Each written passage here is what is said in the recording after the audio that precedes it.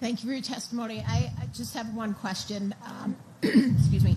Some of the vaccines and the ingredients in the vaccines we've heard about could be aluminum, could be mercury.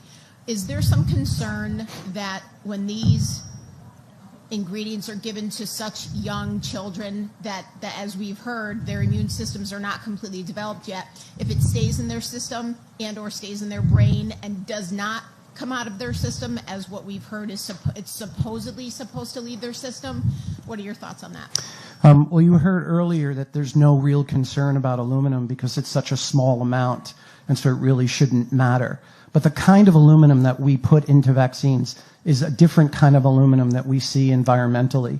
This is called a nanoparticle, and nanoparticles bind really tightly to the bacteria antigens, the virus antigens, the food protein antigens, and any other contaminants that are in the vaccines that we may not know about.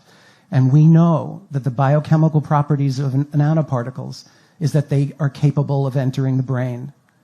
And so we have not evaluated the safety of the aluminum nanoparticle and its injection and where it goes when it gets into the body and whether it gets into the brain. Do vaccine ingredients belong in the brain? No. Do they get into the brain? No one has ever studied it. But animal studies using the same chemicals that are in vaccines that we give to children directly demonstrate that the vaccine ingredients do enter the brain. We are ignoring this information. There are scientists in Europe who've actually done studies on the aluminum nanoparticle and have shown that it can persist in the brain for years and decades. And so what we're seeing is a large outbreak of neurodevelopmental disabilities in adults, including Alzheimer's.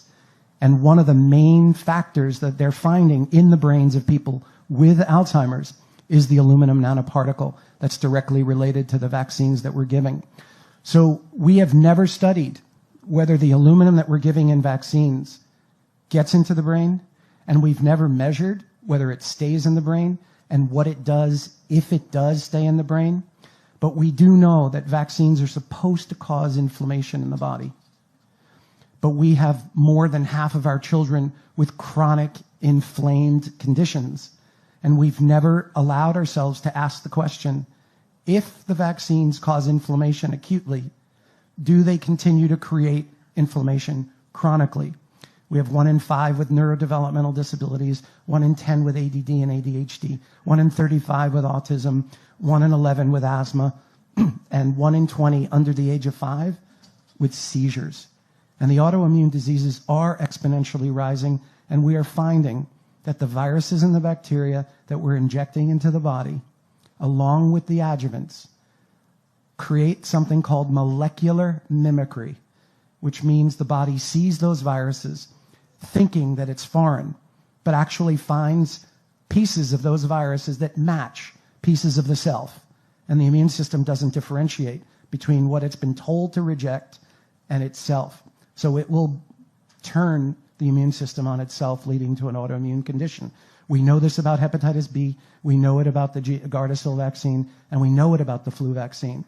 And we continue to say unequivocally that the vaccines have been studied effectively and that they're safe, and that's just not true.